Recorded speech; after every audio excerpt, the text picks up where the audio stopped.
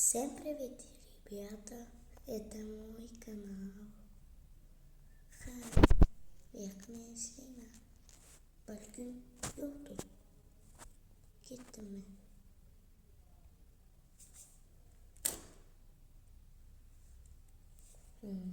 Kayak bersama.